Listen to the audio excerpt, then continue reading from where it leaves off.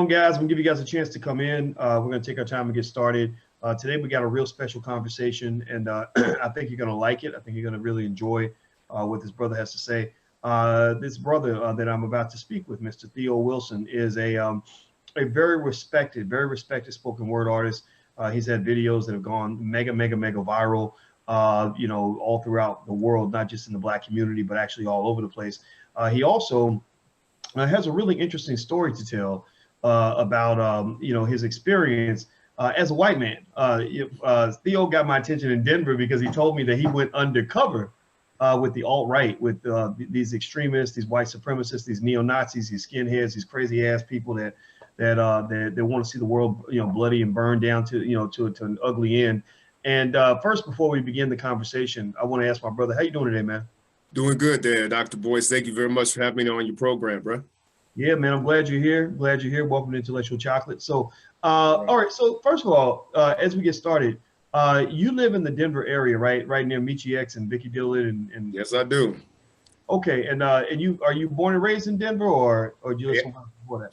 That's right. I was born and raised in Denver. My daddy came out here after Vietnam. My mom came out here after her modeling career, and they met in the 70s, and here I come. Oh, wow. So your dad was a vet of Vietnam. Yeah, that's right. My daddy served 2 years in Vietnam, and he was stationed out in Colorado Springs. And he said, well, how about I take a day trip on up to Denver, because he's from Brooklyn. And he said, I think I can make this work. He was in the street life in Brooklyn real tough. And he decided that it was time for a change. So he moved out to the Mile High City. And shortly thereafter, your boy. Wow.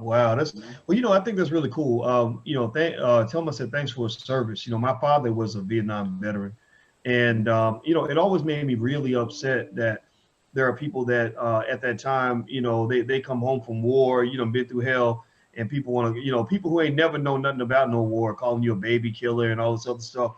And that I wasn't even there. I wasn't even born yet, but that pisses me off. When I watch documentaries about it, it's so crazy. But what a lot of people forget about the Vietnam War is that was a draft war.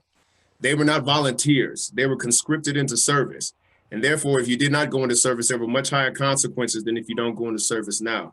And so whole high school classes of men could be wiped out from the Vietnam War. And that's, but before that, my father was an activist. He had met Malcolm X on 2 separate occasions, and Muhammad Ali as well, because he was hanging out in Harlem at the time and was supposed to be there the day that Malcolm X was assassinated. So, and his best friend was one of Malcolm's bodyguards that were called off during the day of the assassination. So that's my connection to the movement and Malcolm X. I'm 1 degree separated. Oh, wow. That's really cool. Yeah, I guess that's something that we have in common. Muhammad Ali is a second cousin of mine by marriage. So he ran around the streets of Louisville. It's like I grew up on those same streets. And I relate to Ali also because I left Louisville for the same reasons he left. I said, can't no Black man get ahead in this place. So no. Right, I end up in jail being hurt somebody, man. So, okay, well, I'm glad you're here, and so let's kind of get this started. I'd like to know now. You brought something up that really kind of blew my mind. You mentioned in the conversation we were talking, just kind of casually, we were talking about your spoken word and your TEDx talk and everything else that you've done that did really well, and then you mentioned that you had gone undercover as a white supremacist online, and that. Like a lot of people, that raised my eyebrows. Like, really? Like, yeah. And so tell me about that, man. Like, how did you end up, in that position, kind of engaged in this very interesting experiment? Brother, let me tell you what happened. I made a video that was pro reparations towards Black folks. Now, the first minute of the video, I acted like I wasn't about it. As it went on, people started to see what my point was. That was the first time I had ever gone viral. And so I would continue to make these videos. They were always pro-Black topics. And in the comment section, I see these trolls, bro. And they were talking about all kinds of stuff. And of course, my natural Black man reaction is to go to battle with them in the comment section, blah, blah, blah. I try to hit them with facts and figures. Soon I realized that there was an echo chamber going on. And my videos were breaking out of the digital echo chamber. And they were attracting the attention of these trolls. And then I would battle with these trolls, hunt them down, and their profiles would be fake. Now, I got on Facebook during the time where you had to give your real name. So I didn't know that a fake profile was possible. And as I began to investigate the echo chamber effect, I said, let me just go ahead and try to replicate this. And I did it on the low. When I tell you that I didn't think that it was a TED talk coming out of it. I didn't think that anything would be productive from it. And it was so simple to do. It was so simple that I didn't think that it was noteworthy.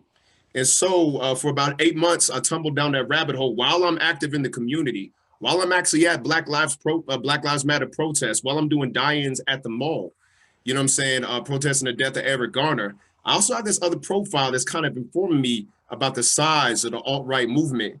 And, you know, this is before Trump got elected. So we didn't know if he could get elected. We was worried that he could, and that the movement that was spawning his momentum, I was like, well, hell, man, I've been beat up by the police before. You know what I'm saying? I had a friend killed by the police.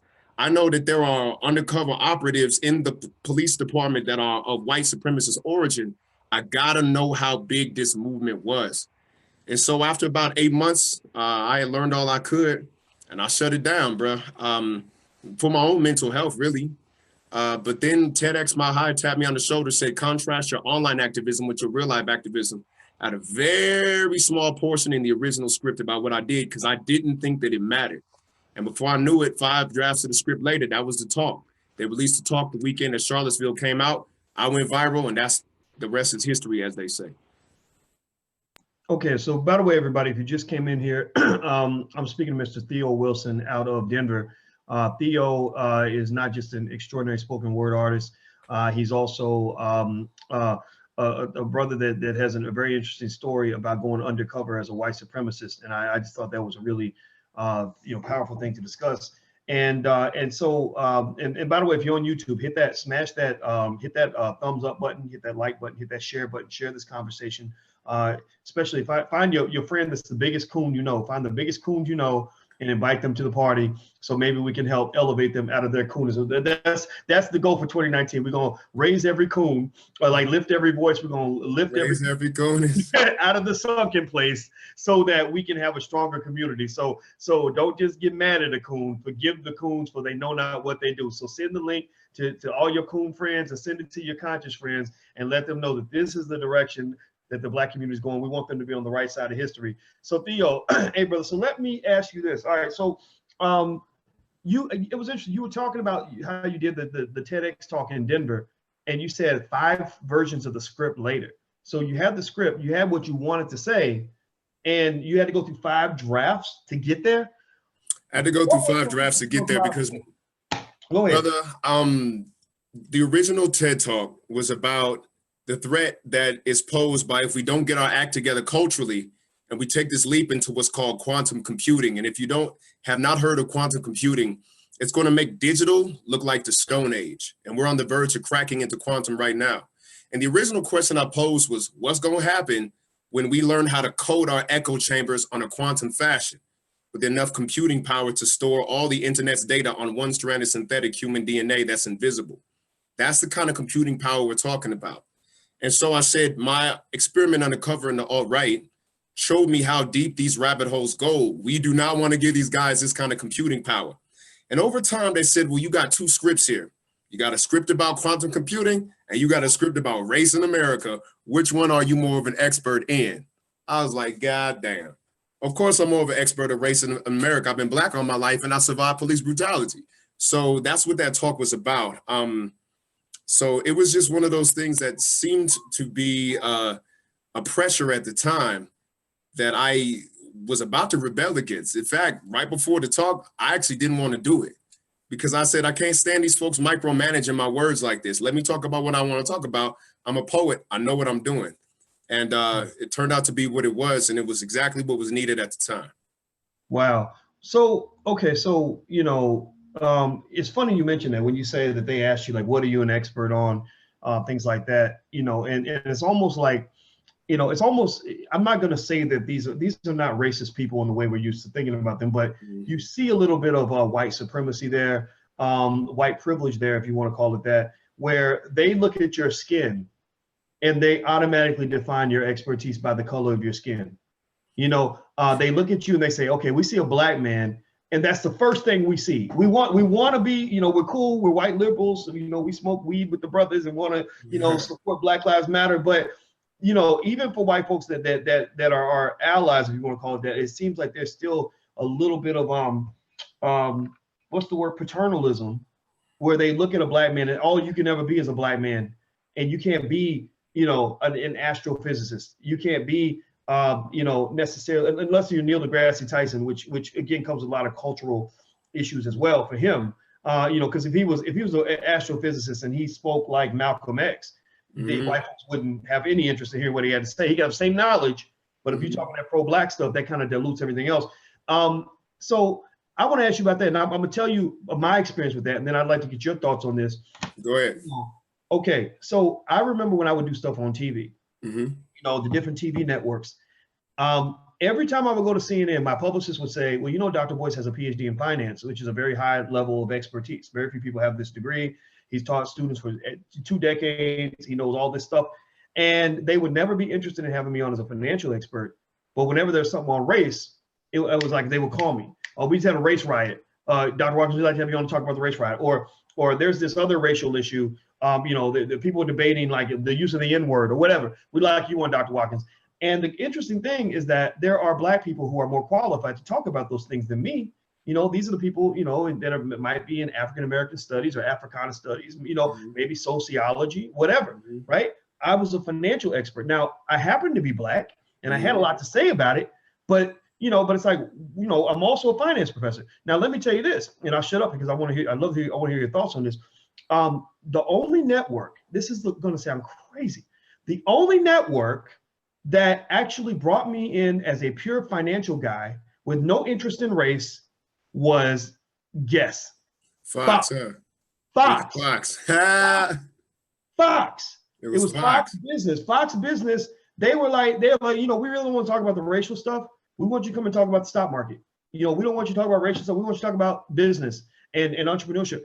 And so as racist as they, you know, as they can be, yeah. Yeah, the fact that they were the only ones that really saw me as a human being and had me come in sitting with a bunch of white guys talking about what happened in the stock market today was quite fascinating. What are your thoughts on that? I think that there is always the fact that you cannot escape the skin that you're in and the assumptions in the society that are attached to the skin that you're in. And I can read people's hearts. I understand when it's programming versus their heart operating. And sometimes you look at these situations, like the situation that I was in the preparation for my TED Talk. There in fact weren't any talks about race in that TED Talk set. There were plenty of talks about science in that TED Talk set. And so therefore, to enforce the TED brand, it actually made sense for somebody to address and attack race and do it from an outside of the box way.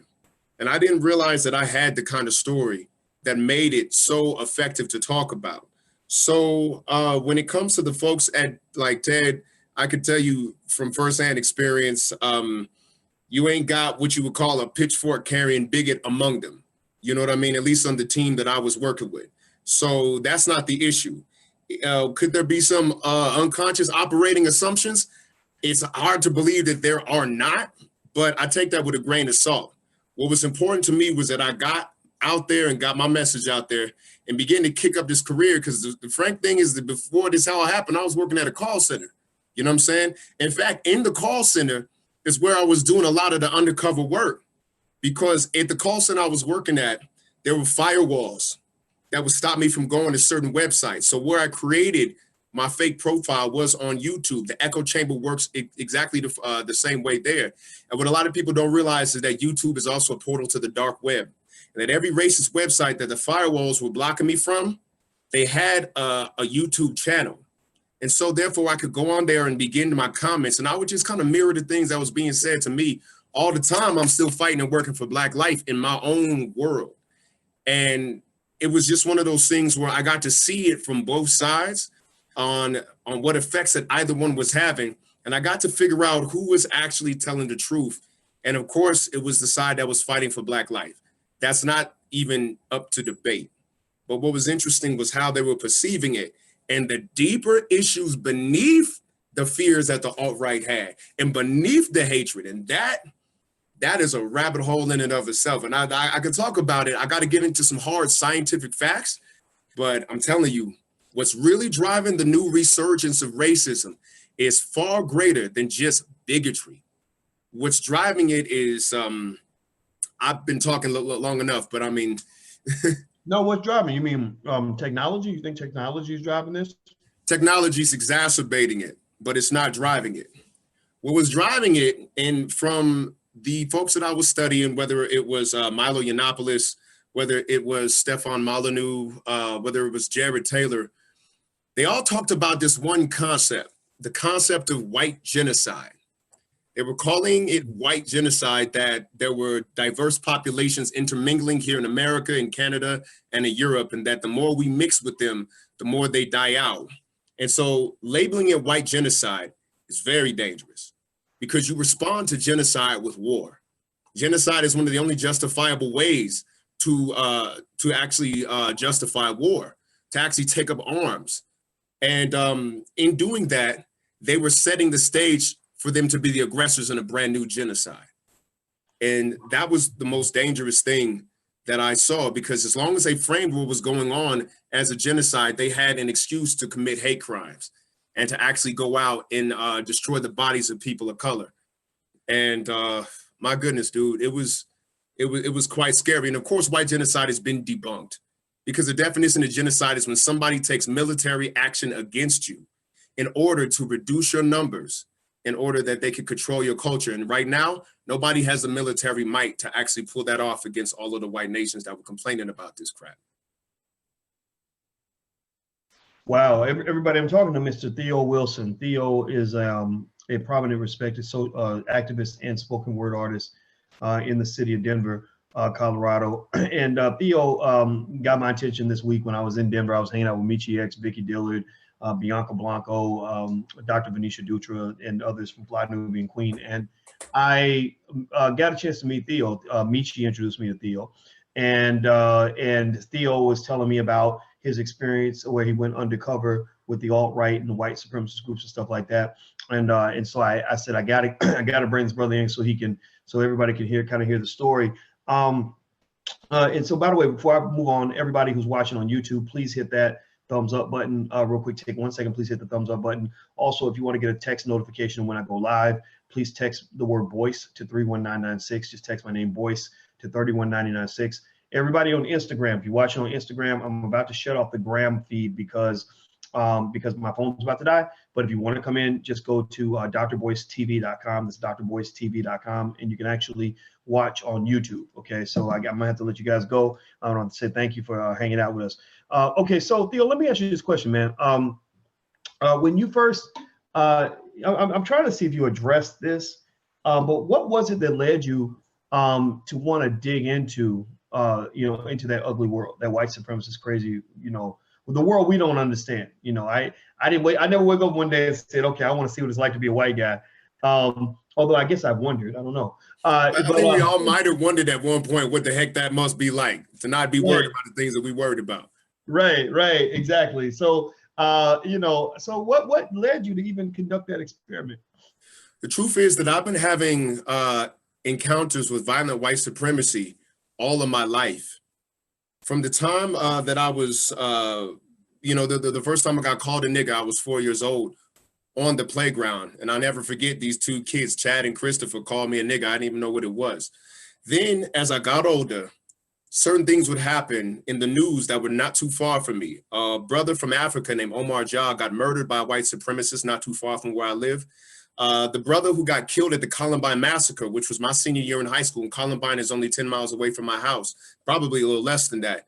I had met him at a church function. So now somebody that I met got killed by white supremacy. When I went to Florida A&M University, my first 2 months there, Florida A&M University was bombed twice by a white supremacist. I was on my way into the building. It's called Lee Hall. It's at the top of the Florida A&M campus because it's on a hill. And Florida A&M's president ran out of the room. Frederick Humphreys runs out of the room and says, there's a bomb that's been detonated, turn around. A couple of weeks later, my roommate was in the Perry Page Military Building at Florida A&M campus, and he actually heard the bomb go off. So my campus was bombed twice by white supremacists. After that, I got beat up by the cops as soon as I graduated. And then my boy Alonzo Assey got killed by the cops at the Denver Zoo. So all my life, I've had these encounters with white supremacy. So when I see it reemerging, I feel that I don't have the luxury to know what's not going on. So when I created the fake profile, I said, I need to dive into this to figure out how far this is going to go in this country. And I could already see the seeds of its now recession, because the alt-right isn't as powerful as they used to be after Charlottesville. They lost a lot of public support and a lot of momentum. But when they were on the rise, I said, what exactly is going on here? I'd already been called a nigga a whole lot, you know what I'm saying? And my skin got thick, bro. On all my Black Lives videos, these trolls was up there kicking my ass up and down the street.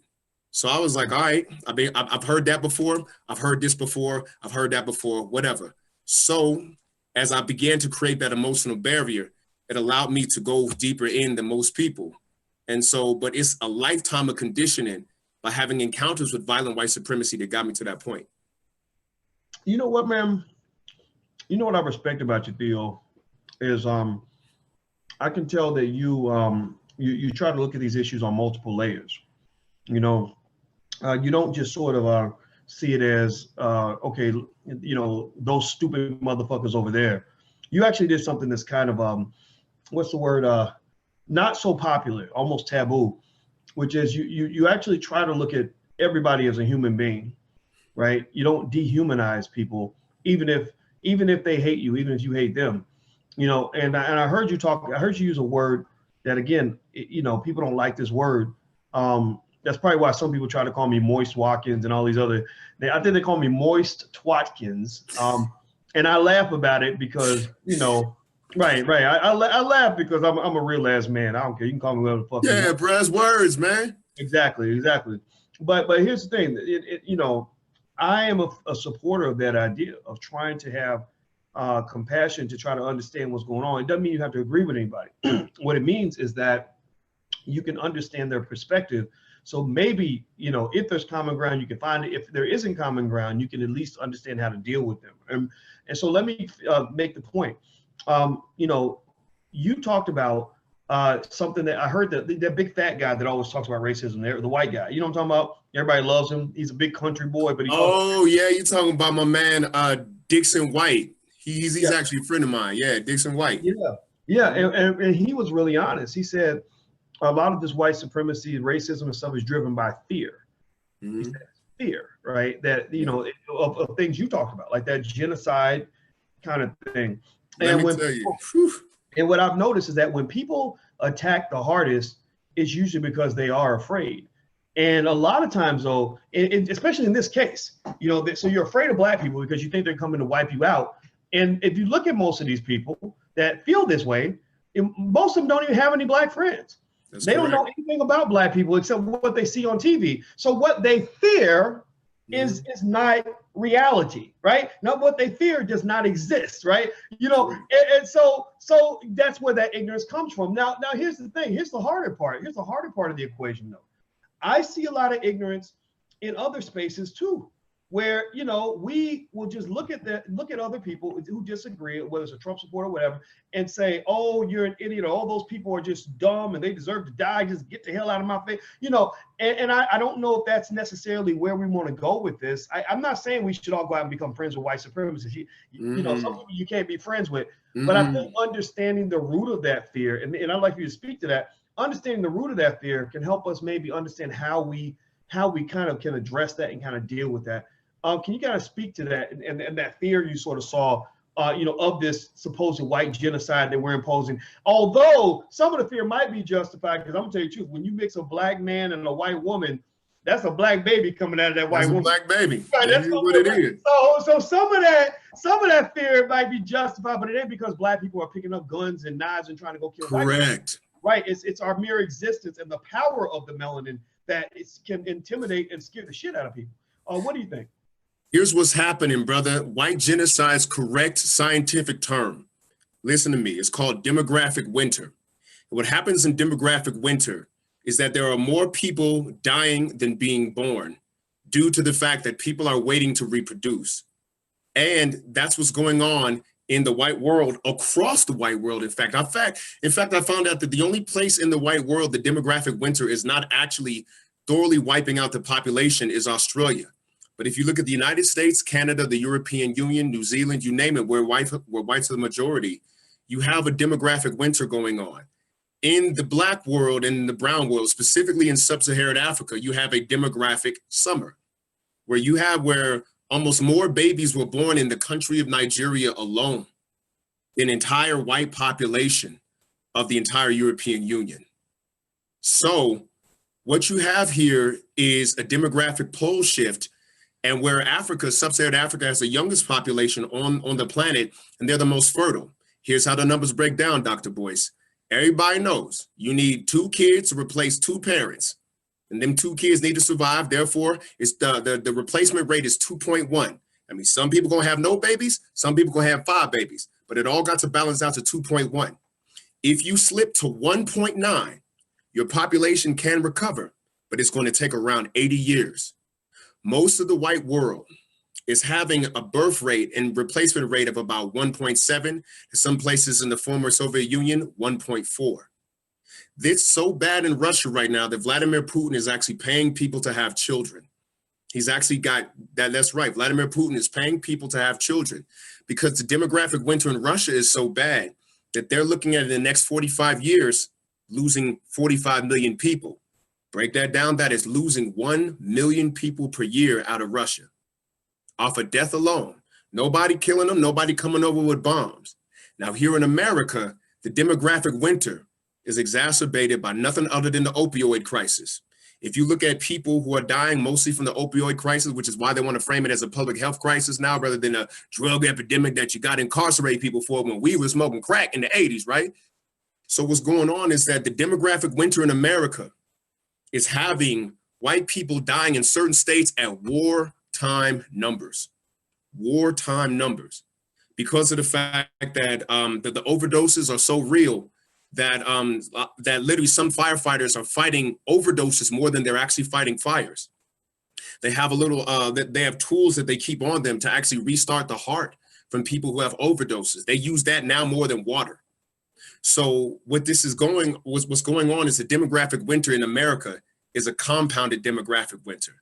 And the fact that the CDC says that more babies of color were born in 2016 than white babies. And that's not pound for pound, that's number for number. So the demographic winter, and 80% of the people who are above the age of 70 are white people, meaning that their population is dying off faster than they're being replaced, having a compounded demographic winter. And that's what's driving all of this fear. And as long as they're attached to the identity and the idea of being white, and not attached to like the actual survival of humanity, you know what I'm saying? Just looking at people as people, it's literally whiteness that's killing them. That was heavy, brother. That was real heavy.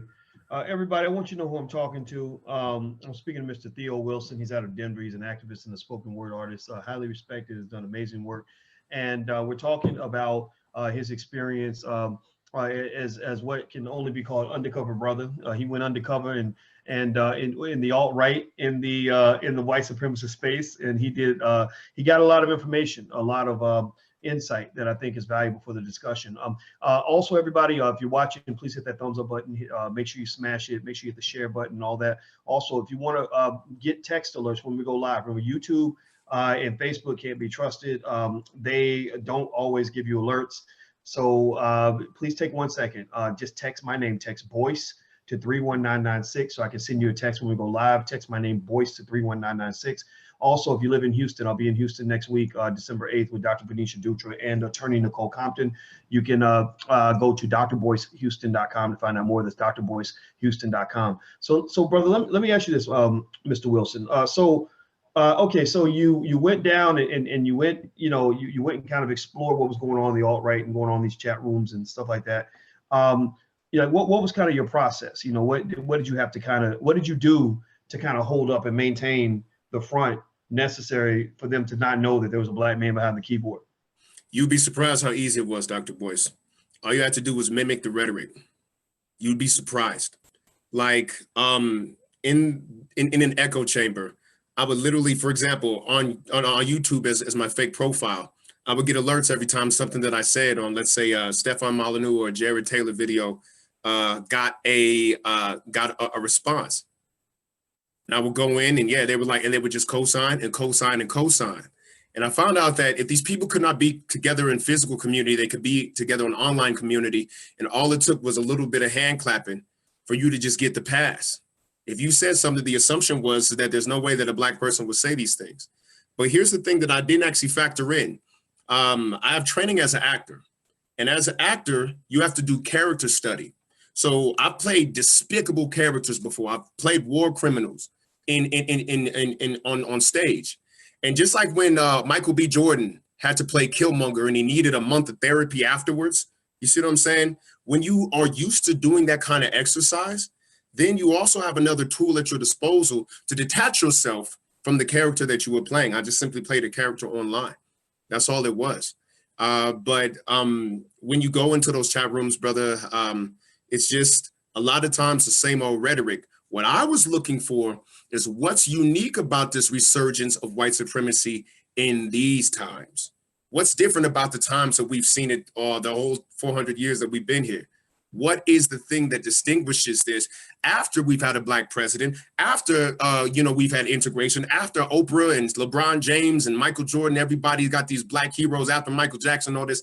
How do you still fall into habits of racism? Why did integration fail those people and frankly our people? That's what I was looking to dissect. Wow. So I'm really curious. So did you form relationships with anybody in there that were closer than the norm, or just sort of come into the group and just sort of be part of the chorus, Just be part of the chorus. Just be part of the chorus. And the reason was very simple. Trace me back to being a brother and you got some problems. You see what I'm saying? And I don't want them kind of problems. So therefore, it was minuscule engagement, a lot of observation, and a lot of research into data points, and just kind of kicking back and listening to what was beneath the rhetoric. And that's when I discovered the fear. That's when I discovered the bias. And that's when I discovered that these people had bigger problems than just Negroes taking their jobs and immigrants. What it was more about was they don't see that the very economic forces that they're suffering from were created by other white people. Wow. So that's what it was like, man. You talk about all the times that they say that they can't find jobs and whatnot. You see what I'm saying? That the middle class jobs are disappearing. Well, why are the middle class jobs disappearing? It ain't because Mexicans and Negroes is coming over.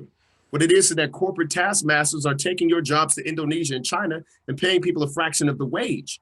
We experienced that right after the civil rights movement, when the deindustrialization of the Black community took place, and all these manufacturing jobs and factory jobs that brothers had, you know what I'm saying? Like Joe Jackson, how you raise 9 kids off of one income is because there was good paying factory jobs that could have you with a pension and a gold watch retirement.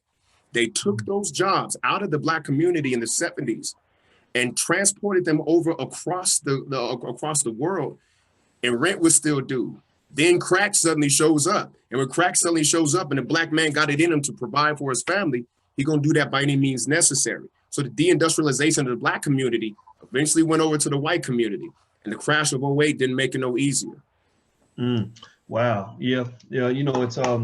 It's deep and complex and problematic. And I'm curious. So when you found, when you saw the hatred that was in there, was there any particular group they hated more than other groups, or did they just kind of hate everybody that wasn't a white man? Depends on which side of the ocean they were from.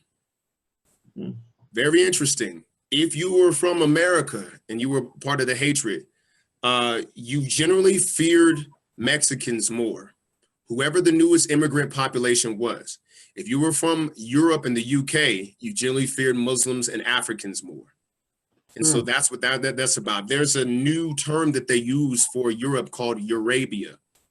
And Eurabia is a slang term because there were so many Arabic people that came into Europe. Like if you go to London, one of the things that they really hated was the election of a guy named Sadiq Khan, the very first mayor of London, a Muslim born in London. So he's actually from the country, but he garnered all of this Muslim vote, and they outnumbered the indigenous white vote, and Sadiq Khan got in. So the fear over in the UK and over in the European Union was more Muslims. Here, there was definitely anti-Blackness. Anti-Blackness ain't going nowhere. It is what it is. But they were mostly talking about immigration and how Trump was going to solve their problems with that wall. That's what they were talking about here. Okay. That actually leads to my next question. So, so were they all pretty much all pro-Trump? And were they excited about Trump? Brother, almost unanimously. Like almost unanimously. And somebody quipped, not all Trump supporters are racist, but all racists are Trump supporters. You know what I'm saying? And I have to find that to be true, brother. Nobody was talking the way that Trump was talking in the political field. Nobody. If you saw the movie Black Klansman, which I had actually a chance to watch it with Ron Stallworth, who's a really cool cat. So me and Ron Stallworth in the same theater watching Black Klansman, you see that David Duke, and of course I know that it's a little bit of script writing, but the fact is that there are rare recordings of David Duke in the 70s talking about possibly getting somebody with his ideology in the White House. So David Duke had been priming these folks for decades to actually look for somebody who could actually say that, reward it, and get away with it. So yeah, virtually they were unanimously for Trump. There were some libertarians who didn't quite buy into Trump, but in the group think, in the fervor, pretty much they were all universally for him. Well, you know what's funny is I think even David Duke himself could have got away with that. I honestly believe that if David Duke had been more strategic and didn't make himself the grand wizard of the Klan, like just said, I'm not going to join the Klan because I want to rep the Klan, I think he could have got very far with his agenda. Anybody who's ever heard David Duke talk, he's a likable person. He's very charismatic. On the personality level, right? Yeah. Yeah. David Duke was a person that it was hard to really dislike that guy. And here's the craziest part though. It's sort of like the more I guess the stronger of a Black identity you have, and if you're an open-minded person, you could almost enjoy a conversation with a David Duke for this reason. Malcolm would talk to white supremacists and they understood each other very well. You know, like, interesting. Y'all stay over there, we'll stay over here. I'll even partner with you so that we don't have to pretend like there's an illusion that, you know, that we like each other. Yeah. Right. No illusion necessary, you know. And you know, let's just, you do your thing and I'll support you to do your thing. You just support us to do our thing and we'll be good. And David Duke, when I've heard him when he would get into a debate, like if he's on NPR or something like that, he would say something like, well, you know, if I'm African American, I wouldn't support you know, this idea either, because African Americans are losing jobs, you know, with XYZ policy. You know, it might be immigration, might be something else, right? Or he might say, look, you know, I know African Americans who want to have their own communities. I'm white, I want to have my own community. What's wrong with that, right? And so I listen and I'll be like, wow, he's a good point. Good point. I actually want to have my own community. I don't want anybody to tell me I have to live with anybody I don't want to live with, right? But of course you don't want to agree with David Duke. Then it's like, why do I agree with this dude? Right, he doesn't have your best interest at heart. But I think, you know, at the same time, it's kind of like with Duke. What's interesting is that if I were him, I probably would have pursued my agenda the way they pursue, like the gay agenda, if you want to call it that. Most of the people that are pushing hardest behind closed doors for LGBT rights are people who are not openly gay, right? They are privately gay. But you know, because they know that if they're openly gay, people aren't going to give them the same credibility. Or it's like with my friend Andre Hatchett, who's a Black man, he set up his business and he showed people how to set up your business with a white face on it.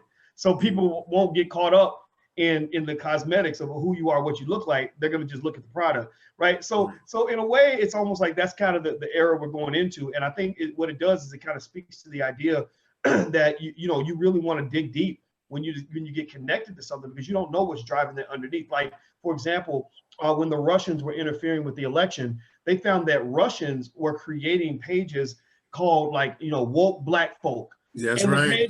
The pages would have like 1.2 million followers, and they'd be throwing out outrageous shit just to get Black people riled up and triggering us because they knew what to use. Let me tell you something.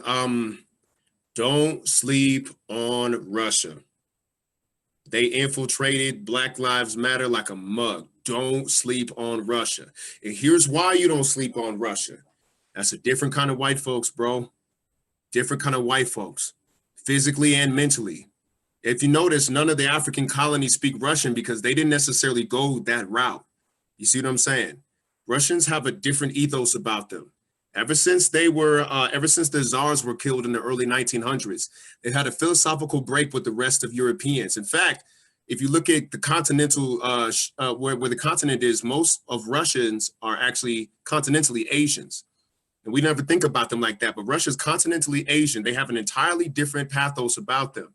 And they've got more schooling. They went through a very hard time when the Soviet Union crashed. And it was like going through the Great Depression, except in the 80s. So they got hardened by that. They became more ruthless. And they respond better to autocratic rule, which is why Vladimir Putin is in charge, and they don't mind him being in charge for the rest of his life.